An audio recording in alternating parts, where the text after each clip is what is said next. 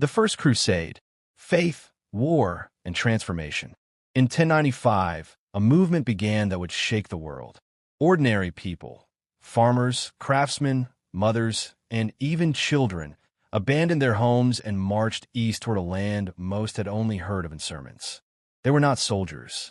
Many carried no weapons, little food, and had no knowledge of the harsh road ahead.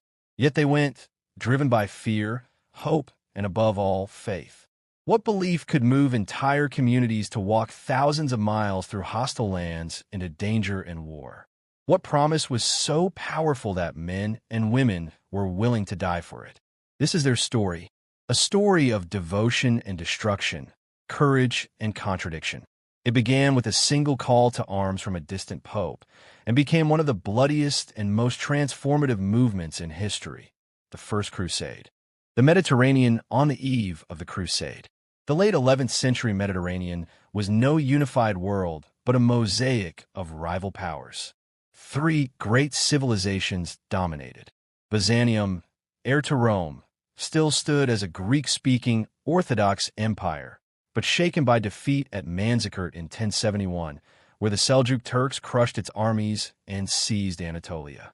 The Islamic world stretched from Spain to Central Asia, though fractured between Fatimid Egypt, Seljuk Turks, and rival dynasties. Jerusalem, ironically, was in Fatimid hands, not the Seljuks, when the Crusaders first marched. The Latin West, once fractured and insular, was changing. Populations grew, trade flourished, and faith infused daily life.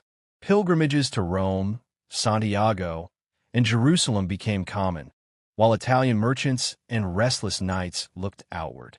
This mix of ambition, rivalry, and devotion created the perfect storm for holy war. Pilgrimage and the birth of holy war. By the mid-11th century, pilgrimage was a central act of Christian devotion. Thousands mortgaged lands, sold possessions, or risked death on the road for the promise of forgiveness. Jerusalem was the greatest prize. But danger grew as the Seljuks pushed into the Near East, making routes less safe. Stories of harassment and denied entry spread, stoking outrage in Europe. Meanwhile, a new idea emerged. Milites Christi, soldiers of Christ. Knights could turn their swords from private feuds to the defense of faith. Violence, once seen as sinful, was reimagined as holy if fought under church sanction. War itself became a path to salvation.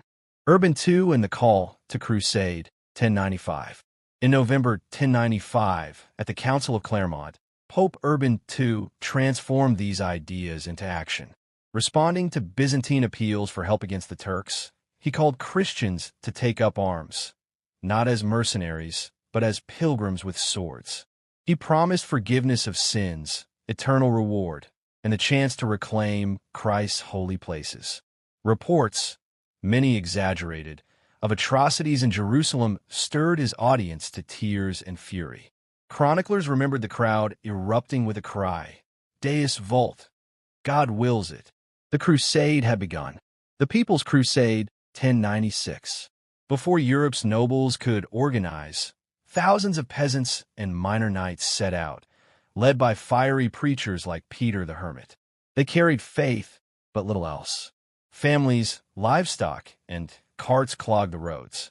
Many believed Jerusalem lay just beyond the next hill. Their zeal soon turned violent. Along the Rhine, mobs massacred Jewish communities in Worms, Mainz, and Cologne, atrocities that foreshadowed the darker side of crusading fervor. The Prince's Crusade, 1096 to 1097. Later that year came a far more formidable wave. The princes, experienced nobles led well-armed armies. Godfrey of Bouillon from the Rhineland, Raymond of Toulouse from France, Bohemond of Trento from Italy, Robert of Normandy, Hugh of Vermandois, and others. They brought knights, infantry, siege engineers, and priests. Chroniclers followed them to immortalize their deeds. Their arrival in Constantinople alarmed Alexios, who demanded oaths of loyalty. Some swore, others, like Bohemond, plotted for themselves. In 1097, the Crusader armies crossed into Asia Minor. The true campaign had begun. Antioch, siege and miracle, 1097 to 1098. The march south brought them to Antioch, one of the strongest fortresses in the east. For 8 months, they endured starvation, desertion, and unimaginable hardship. Horses were eaten, some boiled leather for food. Rumors even spoke of cannibalism. Finally, treachery opened the gates. An Armenian guard named Phyras let crusaders inside. Antioch fell, but almost at once, Kerboga of Mosul arrived with a massive relief army. Now the crusaders were trapped. Morale collapsed, until a vision of the Holy Lance, said to have pierced Christ, revived hope. Inspired, they marched out and, against all odds, shattered Kerboga's divided forces. To many, the victory proved God's hand guided them. The conquest of Jerusalem, 1099. 3 years after setting out, the Crusaders, reduced to perhaps 12,000, finally reached Jerusalem. Fatimid defenders held the city with strong walls but few troops. Lacking timber, the Crusaders dismantled ships and dragged wood inland to build siege towers. On July 15, 1099, they breached the northern wall. What followed was brutal. Muslims and Jews were massacred. Chroniclers spoke of streets ankle-deep in blood. Whether exaggerated or not, the horror was real. Jerusalem was seized. Holy sites were converted. Godfrey of Bouillon took power as defender of the Holy Sepulchre. Europe celebrated.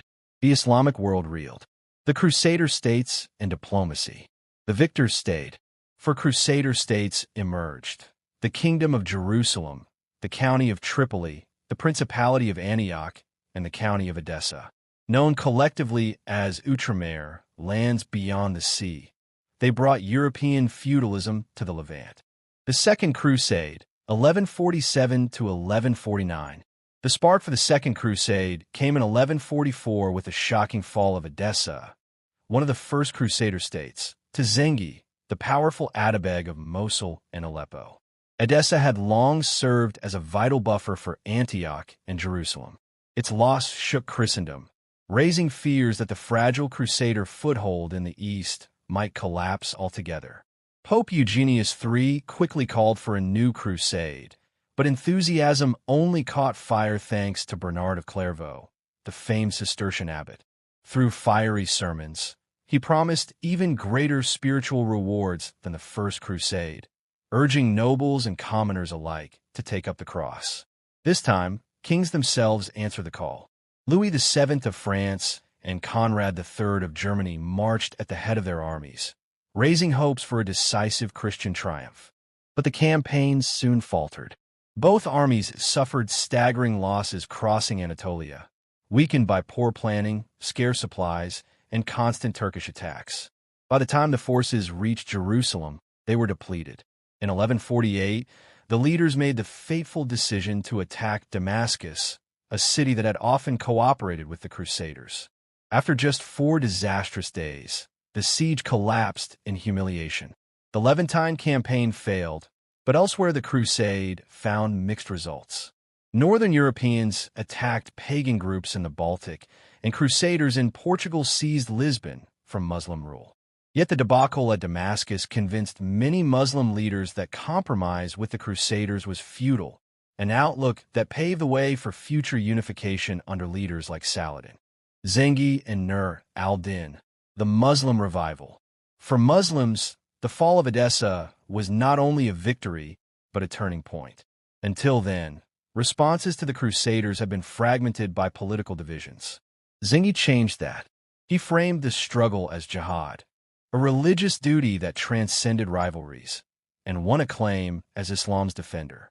Yet his rule was harsh, built on intimidation, and when he was assassinated in 1146, his gains seemed fragile.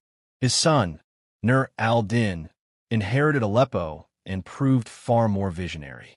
Pious, disciplined, and strategic, he steadily expanded his authority, bringing Damascus under his control and uniting much of Syria.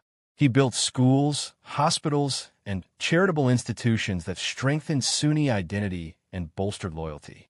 Saladin's rise and the unification of Egypt, Syria, Salah al-Din Yusuf ibn Ayyub, known in Europe as Saladin, began as a commander under Nur al-Din. In the 1160s, he entered Egypt during a period of Fatimid weakness, quickly proving his military and political skill. By 1169, he was vizier of Egypt, and in 1171 he abolished the Fatimid Caliphate, aligning the region with Sunni Islam and establishing his own authority. After Nur al-Din's death, Saladin consolidated power, combining diplomacy and force to unite Egypt and Syria. He presented his rule as part of a holy mission, sponsoring sermons that declared his commitment to jihad and legitimized his authority. Though often ruthless in eliminating rivals, Saladin's blend of religious appeal, political vision, and Egypt's vast resources made him the undisputed leader of the Muslim Near East. The Battle of Ain and the Fall of Jerusalem, 1187. The Crusaders' greatest disaster struck on July 4, 1187, at the Battle of Ain. Lured into the scorching hills of Galilee by Saladin's tactics, the Frankish army collapsed from exhaustion, fire, and relentless assault. Surrounded near the Horns of Hattin, they were annihilated. The relic of the true cross was captured, and King Guy of Lusignan, along with many nobles, was taken prisoner. Saladin ordered the execution of the Knights Templar and Hospitaller, judging them too dangerous to release. With the Crusader army destroyed, resistance crumbled. One city after another fell, culminating in Jerusalem's surrender in October 1187. Unlike the bloodbath of 1099, Saladin allowed ransoms and spared mass slaughter, presenting himself as a just conqueror. The fall of Jerusalem sent shockwaves across Europe, silencing church bells and sparking the call for the Third Crusade. The Third Crusade and the Treaty of Jaffa, 1189 to 1192. Europe's response was unprecedented.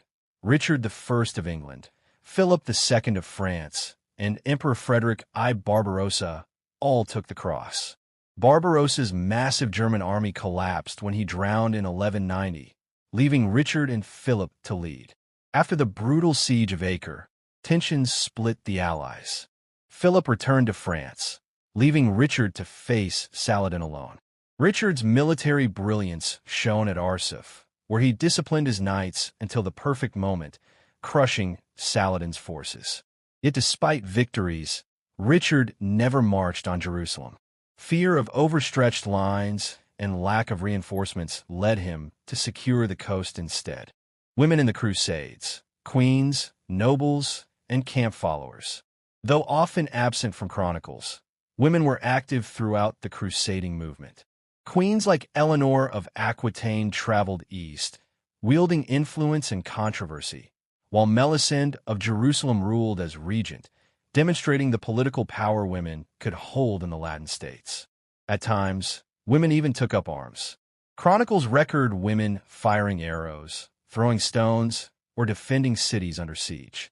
More often, they played vital roles in camps, caring for families, cooking, nursing, and even serving as midwives during years-long campaigns. Diplomatically, noble women forged alliances through marriages that crossed cultural and even religious lines, while religious women, nuns, and mystics offered visions and spiritual encouragement. Their presence reveals that the Crusades were not solely a male endeavor, but a shared experience that reshaped households, politics, and communities alike.